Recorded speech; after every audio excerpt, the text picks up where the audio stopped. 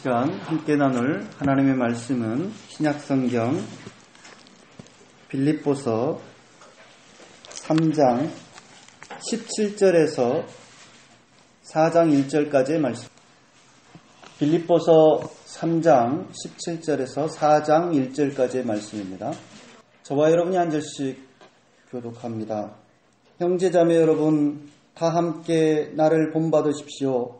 여러분이 우리를 본보기로 삼은 것과 같이 우리를 본받아서 사는 사람들을 눈여겨보십시오. 내가 여러분에게 여러 번 말하고 지금도 눈물을 흘리면서 말하지만 그리스도의 십자가의 원수로 살아가는 사람이 많으십니다. 그들의 마지막은 멸망입니다. 그들은 배를 자기네의 하나님으로 삼고 자기네의 수치를 영광으로 삼고 땅의 것만을 생각합니다. 그러나 우리의 성경은 그렇습니다.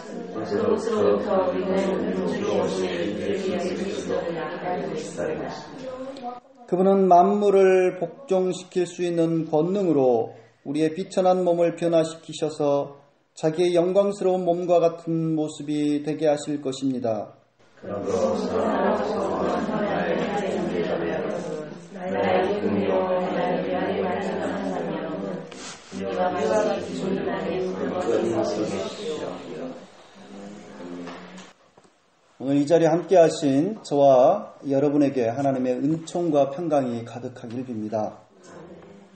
작년 5월 15일 스승의 날을 맞이해서 알바몬이라는 곳에서 설문조사를 한 결과가 나왔습니다. 대학생 573명을 대상으로 조사한 결과인데요. 가장 닮고 싶은 롤모델이 누구냐라고 하는 게 이제 설문입니다. 1위가 학창시절 선생님입니다. 29.9%. 2위는 어머니 14.2%. 3위가 아버지 7.7%입니다. 자신의 인생에서 가장 필요한 스승으로는 나의 가능성을 찾아내고 도전할 수 있게 도와주는 스승이 가장 필요하다라고 응답을 했습니다. 28.9%고요. 그 다음으로는 현명한 판단으로 인생의 방향을 제시해주는 스승을 꼽았습니다. 2011년에도 비슷한 설문조사가 있었는데 그때는 1위가 아버지였습니다. 24.7%. 2위는 어머니였습니다. 14.2%. 그리고 3위가 안철수였어요. 네.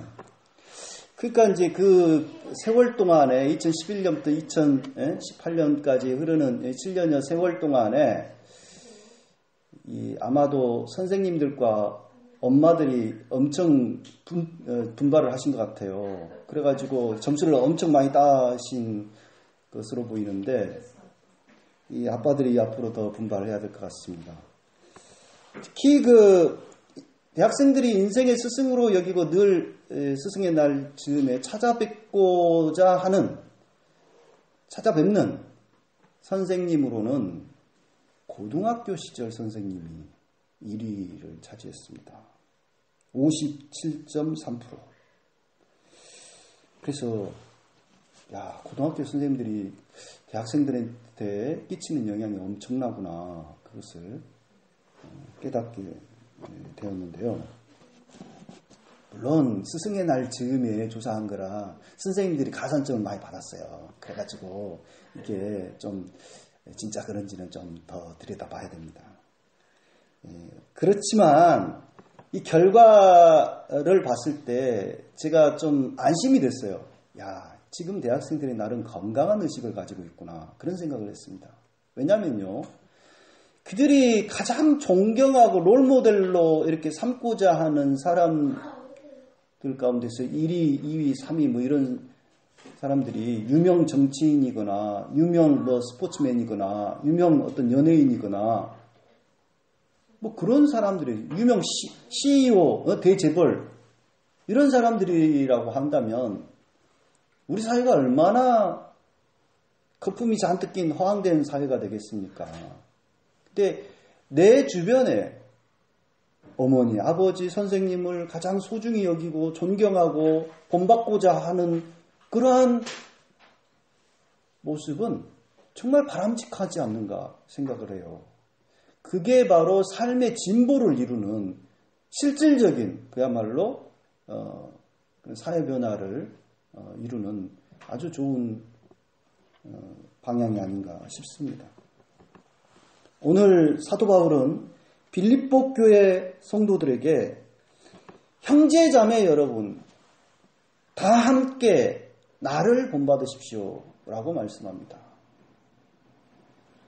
아니 이렇게 교만한 사람이 어디가 있습니까? 다 함께 나를 본받으라 이런 말을 아니 자신이 아무리 훌륭해도 그렇지 다른 사람들 앞에 과감하게 다 함께 나를 본받으라 이렇게 말할 수 있는 사람들은 굉장히 드물 겁니다. 그런데 바울은 도대체 어쩌자고 이런 말을 빌립보 교회 성도들에게 하고 있는 걸까? 여기서 다 함께 나를 본받으라 라고 하는 이 바울의 말씀은 모두 나 같은 모방자가 되라 라고 하는 말씀입니다. 여기서 지금 나를 본받으라, 다 함께 본받으라 이 말이 아주 독특한 단어로 지금 단어를 바울이 사용하고 있는데 숨미메테스 이 미메테스는 모방자들이라는 의미거든요. 숨이라고 하는 건 다 함께 모방자들, 함께 모방하는 자들.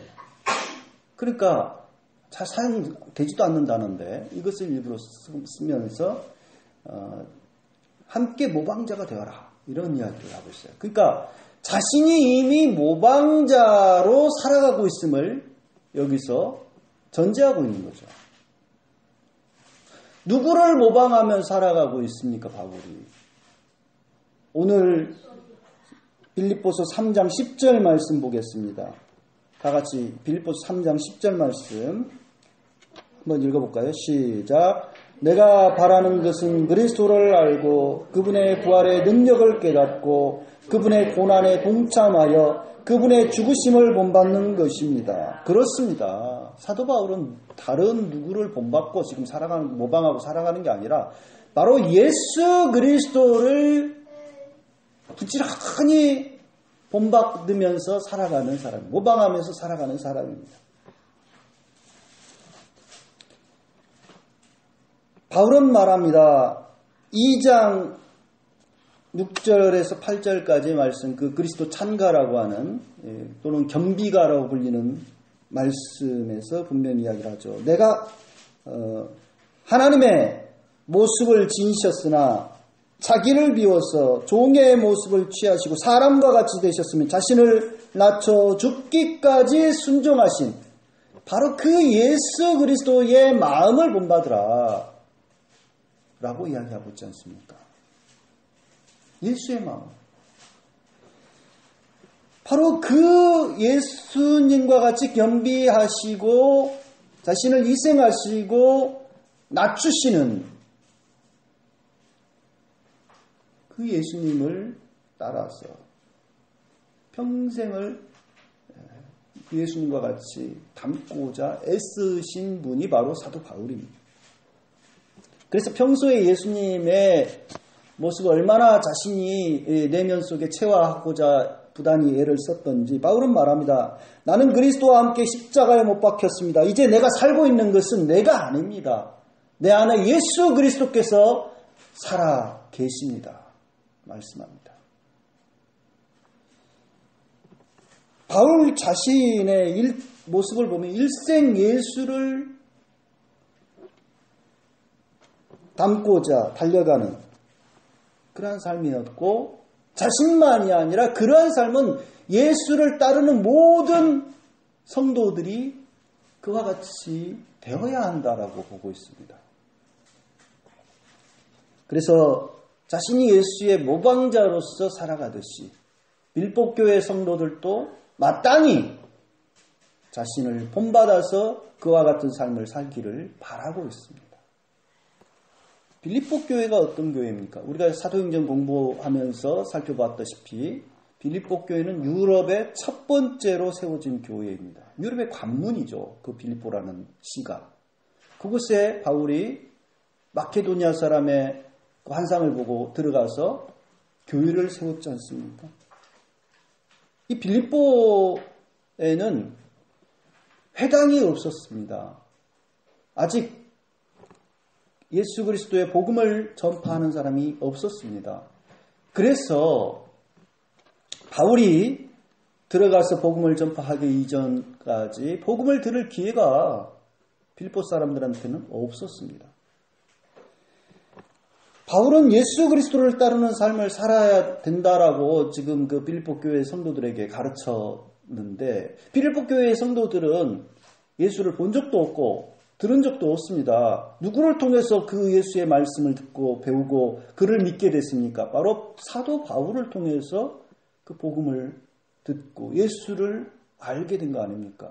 그러면 예수를 따르는 삶이 무엇인가를 누구를 통해서 발견하고 보고 배우게 됩니까? 따르게 됩니까? 본받게 됩니까? 바로 굳이 말을 안 해도 사도 바울을 통해서 그들은 예수를 따르는 삶이 저런 삶이구나 알고 모방하게 되는 거 아니겠습니까? 바울은 그럼에도 나를 본받으라고 굳이 강조하고 있습니다. 그는 로마서에서 이렇게 말씀합니다. 하나님께서는 미리 아신 사람들을 택하셔서 자기 아들의 형상과 같은 모습이 되도록 미리 정하셨으니 이것은 그 아들이 많은 형제 가운데서 맏아들이 되게 하시려는 것입니다.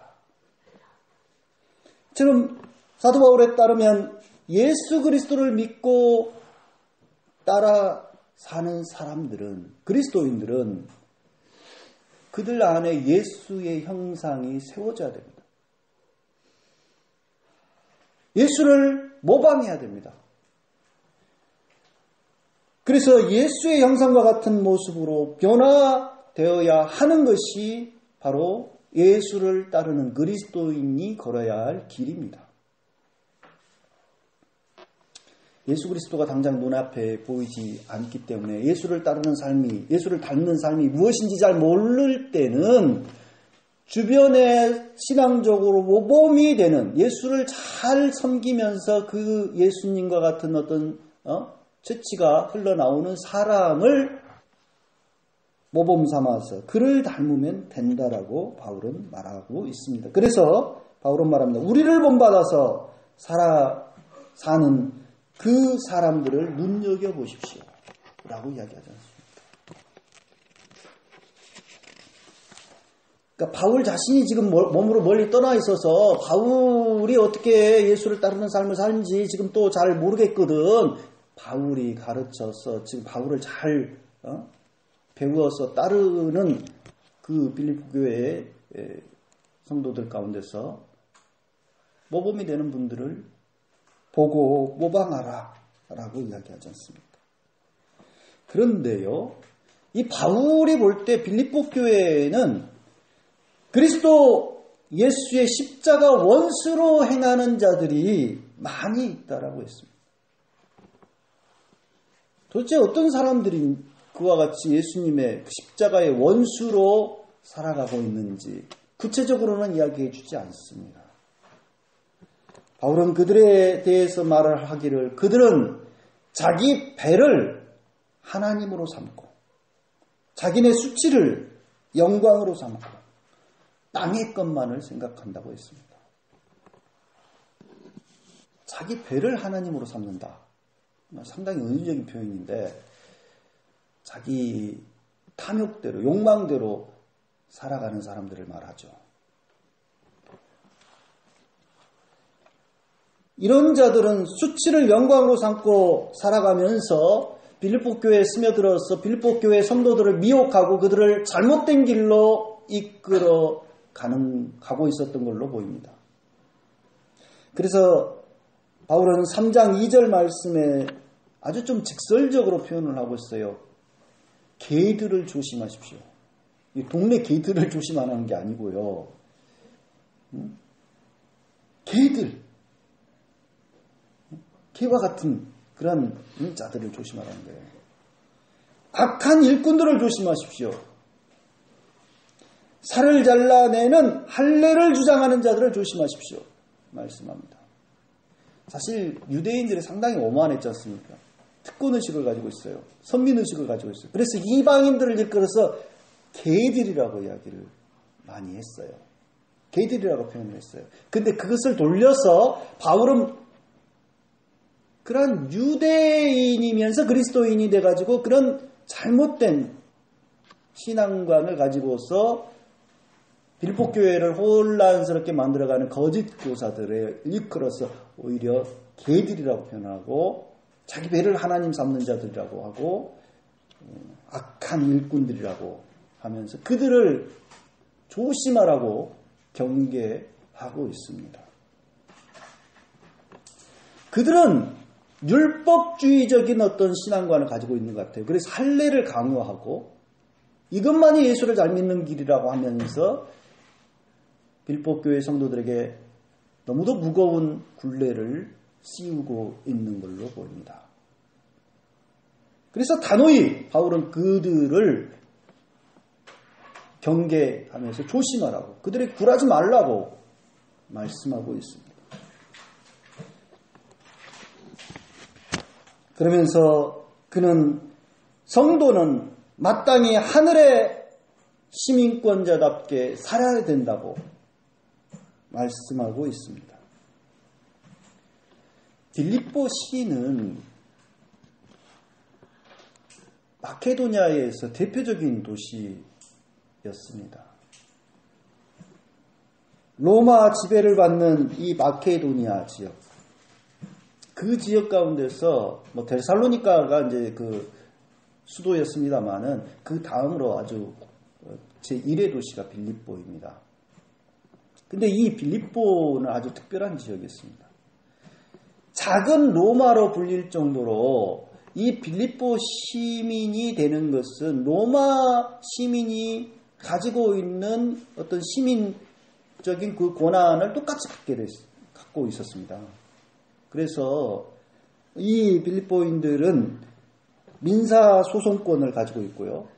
또 인두세와 토지세 같은 세금을 다 감면받았습니다. 자기들의 어떤 소유를, 재산을 축적하고 뭐 또 이렇게 양도하고 이전하는 모든 그 권한을 다 가지고 있어요. 그러니까 빌립보 시민들은 다른 어느 도시 시민들과는 다릅니다. 자신들의 그 빌립보 시민이라고 하는 상당한 자부심을 가지고, 자부심을 넘어서 이 빌립보 시민권을 가지고 있다라고 하는 그 자체를 아주 특권으로 여기면서 오만한 태도를 평소에 지니고 있었던 걸로 봅니다. 다른 쪽에서 온 사람들은 별로 말하자면 깔보는 의식이 배어 있었던 것 같아요. 그래서 사도 바울은 하나님과 같은 위치에 계신 분이시지만 자신을 철저히 비워서 사람과 같이 되시고 종과 같이 되시고 십자가에 자신을 희생하신 예수 그리스도의 겸비하심, 그 희생, 낮추심, 이런 삶의 태도를 배우라고 가르치고 있는 것입니다. 사실 빌립보 교인들만, 빌립보 시민들만 그런 어떤 특권 의식을 갖고 살아가고 있는 건 아니죠. 오늘날도 어느 국적 시민이냐, 어느 국적을 가지고 있느냐에 따라서 사람에 대한 대우가 완전히 다르죠. 실제로 벌어진 일입니다. 우리 여수 출입국관리사무소에 2005년도에 한 흑인 30대 청년이 구금된 적이 있었는데, 그 청년이 부산의 어느 어학원에서 영어를 가르치던 사람이에요. 근데 이제 그 불법 체류자로 해가지고 단속이 돼서 여수 출입국까지 왔는데, 자신이 무슨 일을 겪었는지를 영어로 글을 써서 오마이뉴스 인터내셔널 그 지에다가 기고를 했어요. 장문의 그 편지를. 근데 그 내용을 읽어보면 참 한숨이 나옵니다. 처음에 이렇게 체포될 때 출입국 관리사무소 직원들과 경찰 한 7명이서 달려들어가지고 자신을 막 완력으로 제압하고 숨도 못 쉬게 하고 그렇게 해서 여권을 빼앗아갔다는 거예요. 근데 여권을 보니까 이게 미국 시민권자인 거예요. 그런 모습을 보고는 180도 태도가 달라지더라 라는 이야기를 썼습니다. 그러니까 그 아프리카 어느 나라에서 온 그런 사람으로 여기가 함부로 막 돼 있다가 뉴욕 태생의 미국 시민권자인 사실을 알고는 두려워가지고 꼼짝을 못하는 거죠. 참 어이없는 정말 우리나라의 그 공무원들의 태도 아닙니까? 영주권, 한국 그 어떤 그 국적 그것이 없기 때문에 받는 그 차별. 이런 것들을 생각해 보면은 정말 오늘날도 국적과 시민권이 얼마나 큰 위세를 누구에게는 떨치는 걸로 보일까 그렇게 생각을 하게 됩니다. 근데 바울은 우리의 시민권은 하늘에 있다라고 하면서 세상의 시민권과는 차원이 다른 시민권을 이야기를 하고 있습니다. 그가 말하는 하늘의 시민권은 단지 내세에 들어갈 어떤 천국의 시민권을 말하는 게 아닙니다. 여기서 말하는 그 하늘의 시민권이라고 하는 것은 하나님의 통치하심을 인정하고 그리스도의 주권에 따라서 살아가는 그리스도인들을 이야기합니다.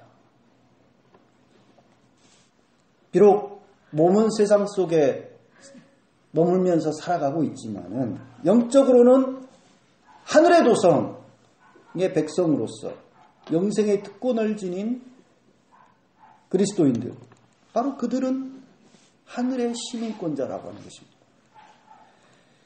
그래서 그 하늘의 시민권자답게 세속적인 어떤 그 삶을 그냥 그대로 따라가지 말고 더 품위 있게 영적인 어떤 삶을 추구해 나아가야 된다라고 하는 것을 오늘 말씀을 통하여서 가르치고 있는 것입니다. 로마 시민권자는 어떻게 삽니까? 로마 시민권자는 로마 황제에게 충성을 바칩니다. 황제가 베풀어진 그 하혜와 같은 은혜에 늘 감사하며 살아갑니다. 하지만 하늘의 시민권자는 이 땅에 살면서 오로지 하나님께 충성을 다하며 그분께 감사하며 살아가는 삶을 사는 것입니다. 사도 바울은 그리스도의 십자가의 원수로 살아가는 사람들이 많이 있다라고 하면서 눈물을 흘리면서 그 글을 쓴다라고 오늘 말씀했습니다. 오늘날도 그리스도인들 가운데서 예수 그리스도를 믿는다라고 하면서 명목상은 그리스도인이 틀림없지만은 사실은 예수의 원수로 살아가는 사람들이 얼마든지 많이 있습니다. 예수 그리스도의 가르침과는 정반대의 삶을 살아가면서 예수를 믿노라 하고 예수의 복음을 오히려 방해하고 가로막는 그러한 일들을 그러한 껍데기 신자들이 얼마든지 있습니다. 사도 바울은 눈물로 호소합니다. 그런 사람이 되지 말고 예수 그리스도의 모방자로 살아가는 자신을 본받으라고 말씀합니다.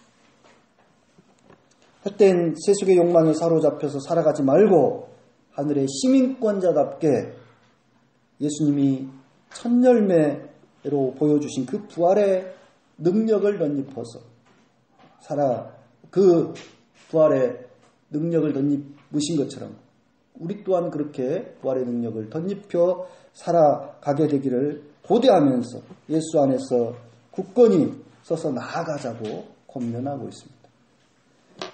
우리가 지금 사순절 두 번째 주일을 맞이했는데요. 이 사순절 기간에 복음서를 읽으면서 예수를 묵상하는 이유가 뭡니까? 그것은 예수의 길을 우리도 따라가기 위한 하나의 노력입니다. 예수를 닮아가기 위한 노력입니다. 예수의 형상이 우리 안에 더욱더 잘 드러나고 예수의 형상이 우리 안에서 아로새겨지기를 바라는 뜻에서 그렇게 하는 것입니다. 그래서 그분을 닮고자 더욱더 힘쓰는 저와 여러분들 되기를 간절히 기원합니다.